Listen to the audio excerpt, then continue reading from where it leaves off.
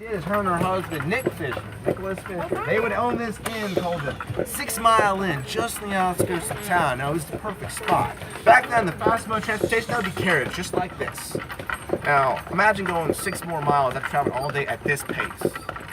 So no, these poor souls are going to this lovely inn. The Fishers were ever the hospitable of Southern nature. Now, see what they do is they go, don't worry about your stuff. We'll take it upstairs for you. Sit down. Here, have a nice meal. And when they gave you this meal, they'd ask you a couple questions. Questions like, are you married?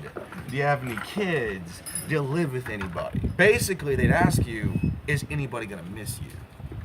Now, if you were unfortunate enough to say no to all these questions, they felt awfully bad for you. They did what any person of Southern hospitality would do. They'd make you a nice cup of tea. Oleander tea. Now, I'm sure you're too young to know what that is, but oleander is actually a Japanese flower that is 100% toxic to humans. Every part of it. Now, what it does is it thickens your blood. It causes your heart to work in overdrive. It'll send you into a heart attack. It will kill you if it goes untreated. But before that, it makes you very lethargic. It makes you very calm, it sedates you, puts you to sleep. And that's what they do. They lure you inside, they poison you. Then once they put you to sleep to go to bed, they bludgeon your head in. Oh. Now, this for quite a while. What is that? That means they cave your head in, they smash you, they kill you, and they rob whatever you draw. I told you it was rough. Now, the thing is, I warned you. I told you it would be. Now, the thing is, they did this for quite a while. Until one day, Mr. Fisher was out and about walking around. Another man spotted a man by the name of John Peebles. Mr. Peebles noticed Mr. Fisher was wearing his brother's blazer. Now, that makes sense. Mr. Peebles was smart. Instead of confronting Mr. Fisher, he went to the sheriff and goes, Sheriff, my brother has been missing for several weeks now. I'm beginning to worry about him. I just saw another man wearing his dinner jacket. Now, I know he'd never give that up. Now, I'm too scared to confront this other man myself, but would you mind checking him out with me? Now, the sheriff simply goes, those are very reasonable suspicions. Of course I will. So they gather up their men, they go out to the 6 Mile Inn, and they search it from top to bottom. They find no trace of his brother, any other bit. They don't give up. No, they go outside, they search the grounds. Not that they find freshly tilled earth, freshly dug up earth. Now, this is November. Nobody is planting crops in November. So they get some shovels, they dig that up. You know what they found? No less than 26 bodies. Not just his brother, but even more. They've been doing this for a while now. Now, they immediately try to arrest the Fishers, but the Fishers, they hightailed. They were long gone.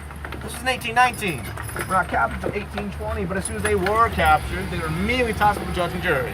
Mrs. Lavinia, oh, she was a clever one. See, she goes, Judge, you can't hang me. I'm a married woman. Back in those days, married woman couldn't be hanged. She actually put the judge in a bit of a bind, but he goes, oh, don't you worry, I thought about this way ahead of you.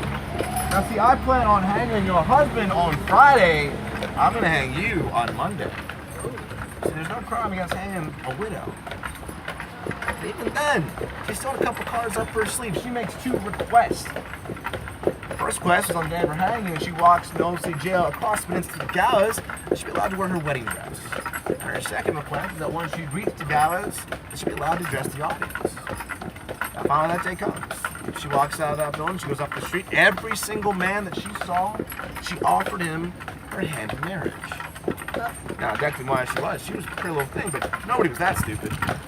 When she gets to the gallows, she then turns to face the crowd, and she goes, ladies and gentlemen, if you have any message for the devil, tell me now, because I'll be dining with him tonight. And then she took the noose, put it around her own neck, and jumped herself off the gallows. It's quite a piece of work. But it is said that to this day, if you walk up this very street, you might just see a lady in white offering you her hand. If you see Mrs. Lavinia, a high suggest you use that offer. And then no, she might be right there. Is that good enough for it? That's scary. Okay, so like, I love being scared. You can't go out. He looked up the story. 20. I'm sleeping tonight.